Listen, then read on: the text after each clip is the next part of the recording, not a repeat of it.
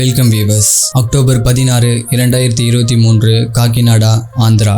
இங்க 67 வயதான நாகேஸ்வர ராவ், 63 வயதான மார்கரெட் ஜூலியானா அப்படின்ற தம்பதி வாழ்ந்துட்டு வந்திருக்காங்க. இந்த தம்பதி 2 பேருமே கவர்மெண்ட் எம்ப்ளாயா ஒர்க் பண்ணிட்டு இருந்திருக்காங்க. இவங்களுக்கு சம்பளம் கை நிறைய வர்றதுனால இவங்களோட பண கஷ்டங்கள் எதுவும் இல்லாம இவங்க ஃபேமிலி ஹாப்பியா ரன் ஆயிட்டு இருந்திருக்கு. இந்த நிலைமையில தான் மார்கரெட் மகளான மது அவளோட ரூம்ல நைட்டு படுத்து தூங்கிட்டு இருக்கிறப்போ சரியா காலை 4:30 மணி அளவுல பயங்கரமான சத்தம் ஏதோ கேட்டிருக்கு. இதை கேட்டு அந்த மது பயந்து என்ன ஆச்சு அப்படின்னு தன்னோட அம்மா ரூமை போய் பார்த்திருக்கா. அப்போ மதோட அம்மா மார்கரெட் நெஞ்சு வலியால மூச்சு விட முடியாம சிரமப்பட்டிருக்காங்க. இதை பார்த்து பயந்து உடனே தன்னோட மாமாவான அகரியாக்கு கால் பண்ணி, மாமா இந்த மாதிரி அம்மா மூச்சு விட முடியாம கஷ்டப்படுறாங்க, எனக்கு பயமா இருக்கு, நீங்க உடனே வரணும் அப்படின்னு கால் பண்ணி சொல்லியிருக்காங்க. இதுக்கு அடுத்து தன்னோட அக்காக்கு என்ன ஆச்சு அப்படின்னு பயந்து உடனடியா கிளம்பி தன்னோட அக்கா வீட்டுக்கு வந்திருக்காங்க அகரியா. இப்படி மார்கரெட் வீட்டுக்கு வந்த அகரியா பேச்சு மூச்சு இல்லாம மார்கரெட் உடலை பார்த்து அழ ஆரம்பிச்சிருக்காரு. Because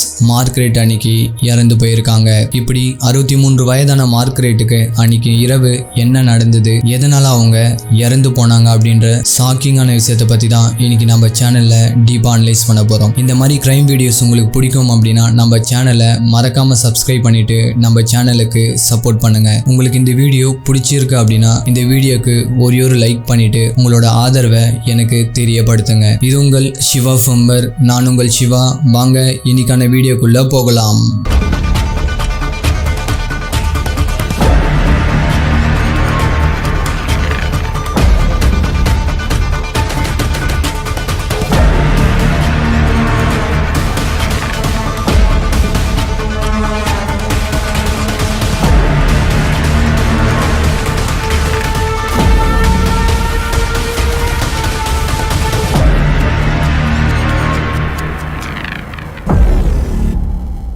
crime, thriller, mystery, strange, solve, unsolved cases இதெல்லாம் உங்களுக்கு பிடிக்கும் அப்படின்னா, இதோட ஃபேன் அப்படின்னா இப்போவே நம்ம சேனலுக்கு சப்ஸ்கிரைப் பண்ணிட்டு நம்ம சேனலுக்கு சப்போர்ட் பண்ணுங்க. மேலும் நம்ம யூடியூப் சேனலில் போடக்கூடிய கேஸ் பற்றின crime scene images, crime scene videos இது எல்லாமே யூடியூப்ல காமிக்க முடியாதுன்றதுனால நம்மளோட அஃபிஷியல் டெலகிராம் குரூப்ல தான் நான் ஷேர் பண்ணுவேன். நம்ம சேனலோட அஃபிஷியல் டெலகிராம் குரூப்போட லிங்க் டிஸ்கிரிப்ஷன் அண்ட் பின் கமெண்ட்ல கொடுத்துருக்கேன். ஜாயின் பண்ணி செக் பண்ணி பாருங்க. டெலகிராம் யூஸ் பண்ணாதவங்களுக்கும் நம்ம சேனலோட அஃபிஷியல் வாட்ஸ்அப் சேனலோட லிங்க்கும் டிஸ்கிரிப்ஷன் அண்ட் பின்னடு கமெண்ட்ல கொடுத்துருக்கேன். ஜாயின் பண்ணி செக் பண்ணி பாருங்க அண்ட் சப்போர்ட் பண்ணுங்க.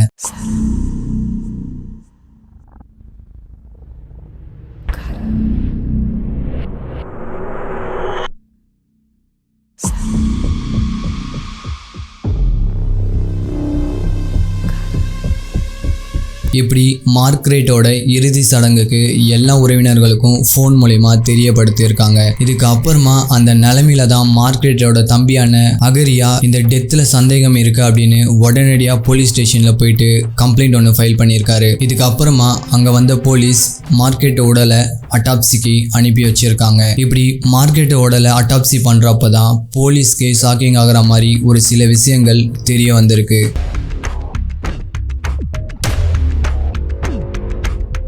பிகாஸ் மார்கரெட் இயற்கையாக சாகலை அப்படின்னும் மார்கரெட்டை யாரோ பிளான் பண்ணி கொலை பண்ணியிருக்காங்க அப்படின்னும் சொல்லியிருக்காங்க. இதில் முக்கியமான விஷயம் என்னன்னா, மார்கரெட் ஒரு நபரால் இல்லை 2க்கும் மேற்பட்ட நபர்களால் கொல்லப்பட்டிருக்காங்க. இந்த விஷயத்தை கேட்ட அகரியா உடனே போலீஸ் கிட்ட தன்னோட அக்கா மகளான மதுவை விசாரணை பண்ணுங்க அப்படின்னு சொல்லியிருக்காங்க. பிகாஸ் மார்கரெட் கொல்லப்பட்ட அன்னைக்கு அந்த வீட்டில் இருந்தது மது மட்டும்தான். இதை கேட்ட போலீஸ், மது 13 வயதான சின்ன பொண்ணு, அவ இந்த விஷயத்த பண்ணியிருப்பா அப்படின்னு எங்களுக்கு நம்பிக்கை இல்லை, இருந்தாலும் நீங்க சொல்றதுக்காக நான் அவளை விசாரணை பண்றேன் அப்படின்னு சொல்லிட்டு போலீஸ் மதுவை முதல் கட்டமா விசாரணை பண்ண ஆரம்பிக்கிறாங்க. இப்படி விசாரணை பண்றப்பதான் மது வாயிலிருந்து போலீஸுக்கும் அவங்களோட உறவினருக்கும் அதிர்ச்சி தரக்கூடிய விஷயங்கள் தெரிய வந்திருக்கு. கவர்மெண்ட் எம்ப்ளாயான மார்கரெட், நாகேஸ்வர ராவ் இவங்க 2 பேருக்குமே கல்யாணம் ஆன முதல்ல இருந்தே குழந்தை இல்லாம இருந்திருக்காங்க. மார்கரெட்க்கு 50 வயசாகியும் அவங்களுக்கு குழந்தை பிறக்கிற பாக்கியம் இல்லாம இருந்திருக்கு. இந்த நிலைமையில தான் இதுக்கு மேல நம்மளால பொறுக்க முடியாது, நமக்கு ஒரு வாரிசு வேணும் அப்படின்னு நினைச்சிட்டு மார்கரெட் தன்னோட 50வது வயதுல ஒரு ஏழை குடும்பத்தை சூஸ் பண்ணி அவங்களுக்கு நிறைய காசு செட்டில்மெண்ட் பண்ணி அவங்களோட குழந்தைய அடாப்ட் பண்ணியிருக்காங்க. இதுக்கு அப்புறமா அந்த குழந்தைக்கு மது அப்படின்னு பேர் வச்சிருக்காங்க. இப்படி வீட்டுக்கு ஒரே குழந்தை அப்படின்னு அந்த மதுவுக்கு கேட்டது எல்லாமே உடனே வாங்கி கொடுத்திருக்காங்க. ரொம்ப செல்லமாவும் வளர்க்க ஆரம்பிச்சிருக்காங்க. இப்படியே பல வருடங்கள் ஓடி போயிருக்கு. இந்த நிலைமையில தான் ஒரு சில ஆண்டுகள் கழிச்சு மார்க்ரெட்டோட ஃபேமிலியில ஒரு சில துன்பமான விஷயங்கள் நடக்க ஆரம்பிச்சிருக்கு. இந்த நிலைமையில ராகேஸ்வர ராவ் உடல்நல சரியில்லாம இறந்து போறாரு. இப்படி இவர் இறந்த பிறகு மதுவோட ஆக்டிவிட்டீஸ்ல பல விதமான பழக்க வழக்கங்கள் மாற ஆரம்பிச்சிருக்கு அண்ட் அடிக்ட் ஆக ஆரம்பிச்சிருக்கு. அவ காசு நிறைய செலவு பண்றதாகவும் கஞ்சா போதைக்கு அடிமையாகிறதும் ஃப்ரெண்ட்ஸ் பார்ட்டி அப்படின்னு சுத்துறதும் ஆரம்பிச்சிருக்கா. இது மூலியமா தன்னோட கேரக்டரை இழந்த மது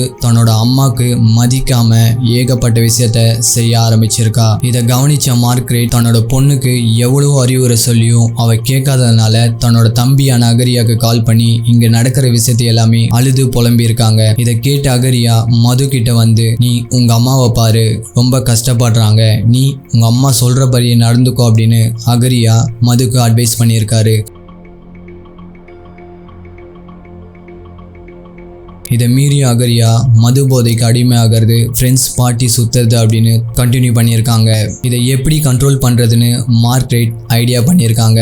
இவளுக்கு காசு கொடுக்கறதுனால தான் இப்படி காசை மதிக்காம அதிகமாக செலவு பண்ணுறா, இந்த பழக்க வழக்கத்தில் ஈடுபடுறா. ஸோ இவளுக்கு காசு எப்படியாவது கொடுக்கறத கட் பண்ணணும் அப்படின்னு நினச்சிட்டு மது எப்போல்லாம் காசு கேட்குறாளோ அப்போல்லாம் என்கிட்ட இல்லை அப்படின்னு சொல்லி மதுவை இன்சல்ட் பண்ணியிருக்காங்க. இந்த நிலைமையில தான் மதுக்கு 19 வயதான ஆகாஷ் அப்படின்ற ஒரு பையன் கூட அஃபெக்ஷன் ஏற்பட்டிருக்கு. இந்த விஷயம் மார்க்ரெட்டுக்கு தெரிய வர மார்க்ரெட் ரொம்ப கஷ்டப்பட்டிருக்காங்க. பொண்ணு கிட்ட அட்வைஸும் பண்ணியிருக்காங்க. ஆனா மது கேட்காம தன்னோட ஆக்டிவிட்டீஸை கண்டினியூ பண்ணியிருக்கா. இதுக்கு அப்புறமா தனக்கு காசு கிடைக்கல, தனக்கு தன்னோட அம்மா கண்டிஷன்ல போடுறாங்க, தனக்கு இடையூறா இருக்காங்க அப்படின்னு நினைச்சிட்டு மது தன்னோட அம்மாவான மார்க்ரெட்டை கொலை பண்ணலான்னு திங்க் பண்ணியிருக்கா. இதை பத்தி 19 வயதான தன்னோட காதலான ஆகாஷ் கிட்ட சொல்லியிருக்கா. ஆகாஷும் இதுக்கு ஓகே அப்படின்னு சொல்லி மதுவை என்கரேஜ் பண்ணியிருக்கான்.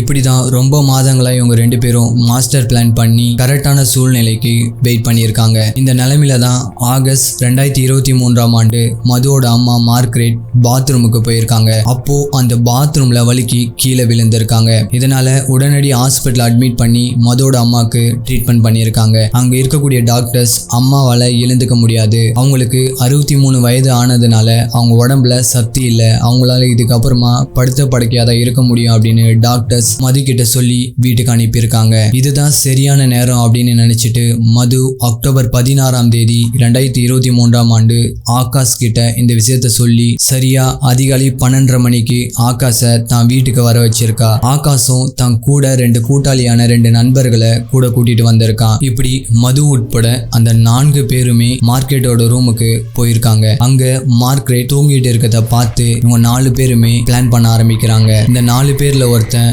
மார்க்ரெட்டோட காலை அழுத்தி பிடிச்சிருக்கான், இன்னொருத்தன் மார்க்ரெட்டோட கையை அசையாதபடி டைட்டா பிடிச்சிருக்கான். மீதி இருக்க மது, ஆகாஷ் இவங்க 2 பேருமே பக்கத்துல இருக்க பில்லோவை எடுத்து மார்க்ரெட்டோட மூஞ்சில அழுத்தி மார்க்ரெட்டால மூச்சு விடாதபடி பண்ணியிருக்காங்க. இதனால ரொம்ப நேரமா மூச்சுக்கு போராடின மார்க்ரெட் தன்னோட பொண்ணு முன்னாடியே கொடூரமா கொல்லப்பட்டிருக்காங்க.